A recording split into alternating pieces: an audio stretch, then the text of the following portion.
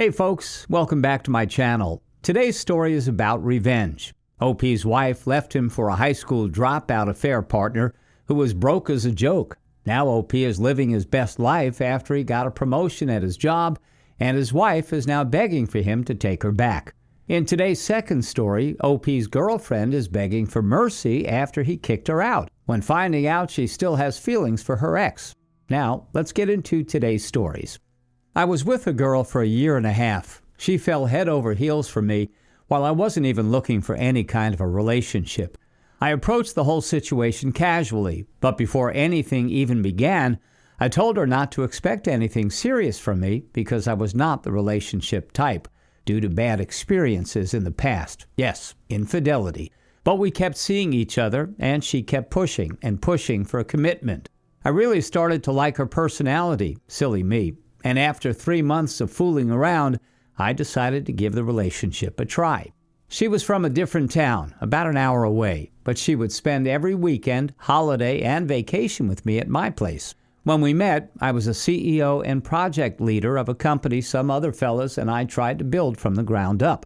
But the owner, the boss, unfortunately wasn't able to secure enough funds for us to continue working on it, despite the fact that we were 2 to 3 months away from putting the product on the market. I'm from an area, a country in Europe, where jobs are really hard to come by, but nevertheless, I applied for everything I was qualified for. I didn't care. I just needed a job. I got quite a few interviews, but no luck actually securing a job. This went on for 6 months.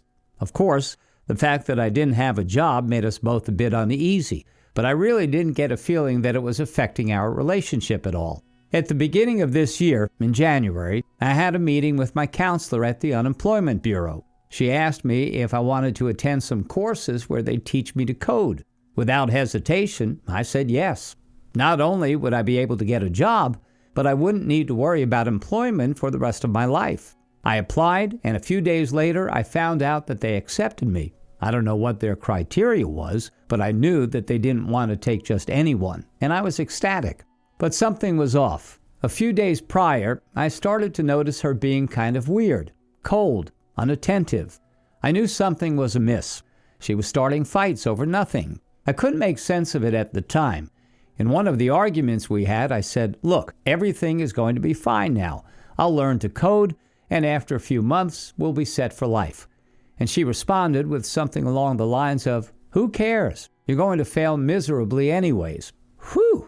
That was weird, I said to myself, but I shrugged it off as her being in one of her bad mood swings. Didn't think much about it at the time. As you might have figured out by now, there was someone else in the picture. A week later, she dumped me for her coworker, a high school dropout working a manufacturing job. I was beyond shook. I sat in my pain for the next 3 months. But then it was high time for me to stop feeling sorry for myself, as I had started with my classes. COVID postponed the whole thing a bit, and I had a lot of work to do, since I had never ever seen code before in my life.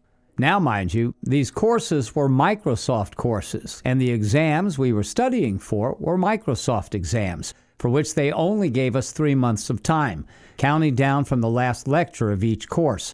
So I had my work cut out for me. These kinds of exams are usually taken by people who have a degree in computer science, or at least employed programmers for the last few years. One day, I got home from my classes and opened my laptop.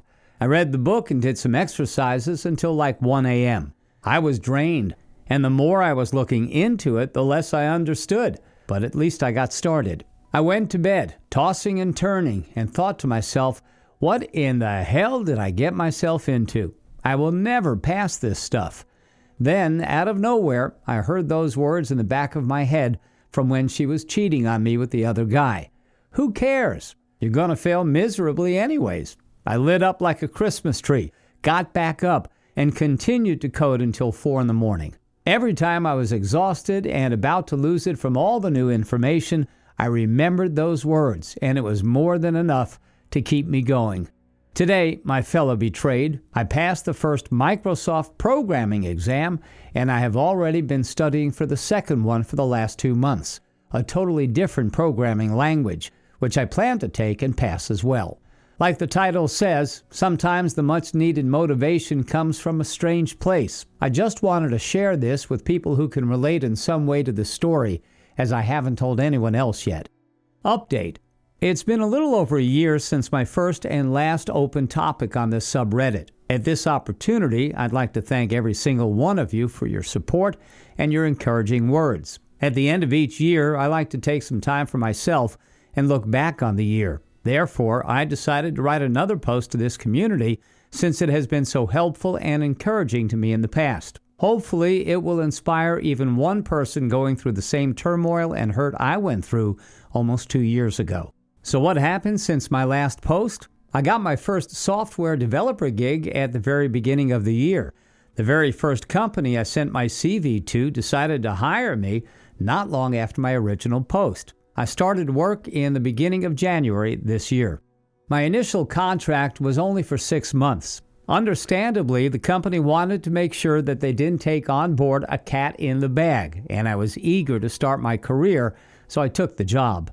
They allowed me to work from home, although the offices were only a 3-minute drive from my place. I decided to make sure that I took full advantage of the opportunity in order to display to the whole world who I was and what I was capable of.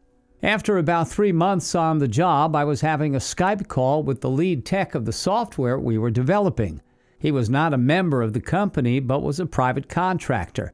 This guy was one of the most respected developers in the whole country and had been working for himself for the past decade. Toward the end of our conversation, he said, "Hey, do you work on any projects for yourself?" I responded with, "What do you mean?" He said, "Well, I have a lot of clients, and they are all looking for software developers. You've got some real talent, so let me know if you're interested. I can recommend you to them." I said, "Well, not right now. I have a non-compete clause in my contract, but that contract will expire in the summer, and I can hopefully renegotiate with my company to take the clause out." He replied, "Do that, and then notify me."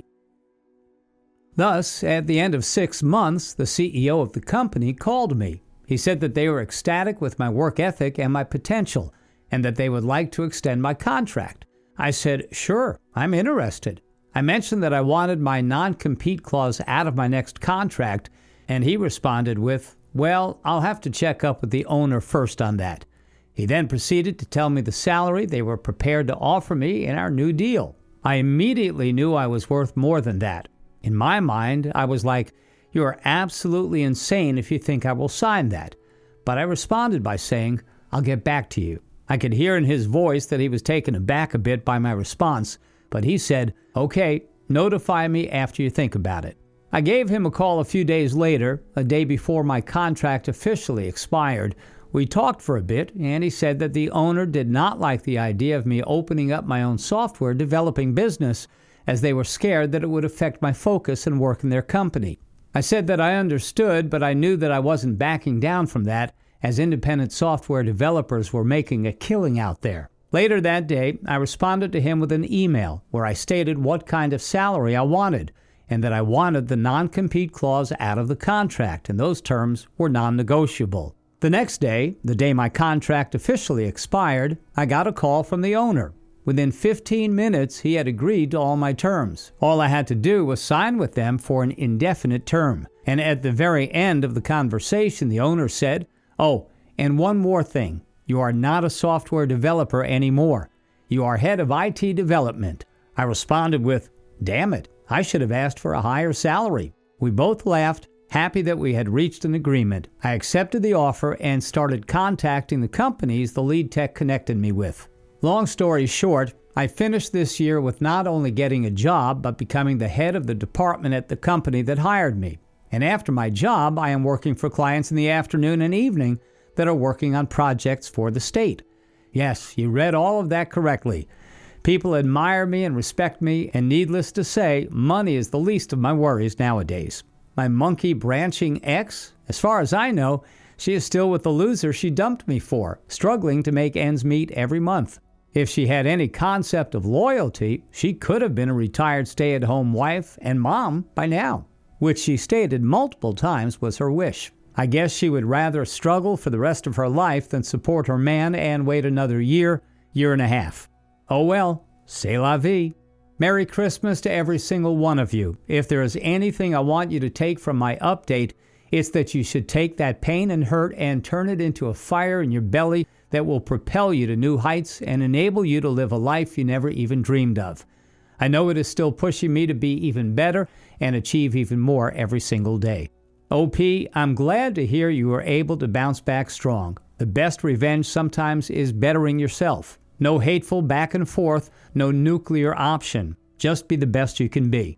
I'm a true believer in you reap what you sow. Now, let's get into today's second story. Hello all. I wanted to share my story about my ex cheating on me. It kind of has a wholesome end to it. This was a tough one to deal with for a while, but time healed the wounds from it. Essentially, things felt like it was a happily ever after before she had to go away for a work trip and ended up with her ex. I will post the full story here too, because it's still good for me to get this off my chest, even though a few years have passed now. So, I met my ex-girlfriend at a bar one night when we were out with groups of our friends. She and I hit it right off and exchanged numbers. Before long, we were texting regularly and became an item not long after that. I had dated a fair bit before her, but we really clicked. I actually had that feeling of the one for the first time ever. We had a ton in common, got along famously, had similar goals in life, and just really enjoyed each other's company. She had dated a fair bit before me too. When we got to the talks of exes, there was one that kept coming up. Let's call him Ethan. She talked about how she thought he was the one, but he was a dick to her, left her a couple of times, and wasn't very well liked by her family or friends. I could tell she had an infatuation with him, as she had mentioned moving on, but he would always weasel his way back in. She assured me, though, that he was gone for good, and that she had long blocked him everywhere. That gave me a sigh of relief, but deep down, I just had a feeling. Fast forward 9 months. Things were going real well, and we were looking at getting our first apartment together. We were zeroing in on a couple of places and were getting ready to make offers. I already had my own place, and she was still with her parents, but was practically living at my place at that point. We just wanted to get more space in a place that was truly ours. One day, she came home from work and said, "The craziest thing happened. Remember my ex, Ethan? He got hired in the sales department of my company." My stomach dropped when I heard that. She worked in the operations department of her company, and I knew that they worked closely with sales for projects. She had started working there a few months prior, and I would like to think it was completely by chance, but you never know. I asked her if this would be a problem. She said no. She would be avoiding him, but also felt that time had passed and that they could be professional together. I did not have a good feeling about it, but she assured me it would be no issue, and that if there was, she would look to move. That was when things started to change. At first, it was small things. She wouldn't want to meet for lunch as often. I used to hear from her throughout the day, and then it became an odd text here and there during the work days. But outside of work, everything was fine. We were still getting along. I didn't notice her more preoccupied with her phone. I never checked it or anything like that. And she was still coming and going at regular times. She just kept saying it was getting busy at work when I pressed about her not engaging as much during the day. Fair point. Then the big one came. She came home and told me that the company was flying her team alongside sales and marketing to their head office for a few days for specialized systems training. I asked if everyone on all teams were going, and she said yes. Subconsciously, I knew right then that it was over. I was trying to play it cool, but inside I knew something might happen there. I still gave her the benefit of the doubt, but told her I was concerned about them being away together. She assured me nothing would come of it, and that she had barely spoken with him. It would be fine. On the day of the trip, I drove her to the airport. It wasn't a long flight, but she texted me when she landed, and we had a Skype call from her hotel room. She said she was going to dinner and for some drinks with the team later, and that she would talk again before her days started. That was the last time I spoke with her for the entire trip. She texted me when she got to the restaurant. Then it was radio silence for 3 whole days. I texted her asking how it was going. Nothing. I tried calling and got her voicemail. I just said I wanted to see how it was going. Nothing. She texted me once after 2 days that she was fine and just swamped, that she was tired when she finished up and would call me before she left. She didn't. On the day of her return home, I texted her saying that if she wanted me to pick her up from the airport, She needed to let me know. Otherwise, I wouldn't be there. I was so pissed at that point. I get things come up and you get busy, but I just felt like something was going on deep down. I never heard from her. I finally texted her that I was going to be at my place and that it would be nice to see her when she got back. I tried to keep calm, but just knew that something was up. A few hours went by, and then all of a sudden, the door opened. She came in and started saying how much she missed me. I asked her how she got back from the airport. She said, a friend drove me here. I asked if it was Ethan, and she said maybe. At that point, I was enraged, but still kept calm with her. I told her I thought something happened between them while she was gone, and I wanted to know the truth right then. She kind of stared off blankly and then started crying. She said yes, it did. She said at first it was good intentions and she had no plans to see him, but that they got talking when the team was at the bar, and then one thing led to another, and she was back in his hotel room with him. She then said they pretty much had sex the entire time they were at the company head office, which is why I never heard from her. She tried to defend herself, saying that he was her one that got away, and this provided her some closure. None of that made any sense to me. She then told me she got it out of her system and that it would not happen again. I told her that she was still working with the guy, so there was no way it was over. I told her it was over for us, though, and she had 24 hours to get her shit out of my place. She begged and pleaded to stay, but I wouldn't have it. She eventually left and within a month was officially dating her ex again. No surprise there. They actually seemed to make it work and got married not long after, too. Good for them. Happy ending, I suppose. It messed with me for a long time and I had a hard time trusting people again. Eventually, I moved on too, and it was all for the best. OP, I'm glad you were able to overcome what happened. Your ex may have gone off to marry her affair partner, but I assure you that in a few years they will be divorced and she will come crawling back to you wanting you to give her another chance. When she eventually does, you know what to do. Give her a trash bag while she's at the door and tell her she needs to take the trash out. I'm sure she will get the message. Thanks for taking the time to listen to today's stories. Don't forget to like and subscribe if you haven't already done so, and comment below on what your thoughts are on today's stories. If there's a story you'd like to share with me about your own situation or someone else's, then please do not hesitate to contact me. Take care, everyone.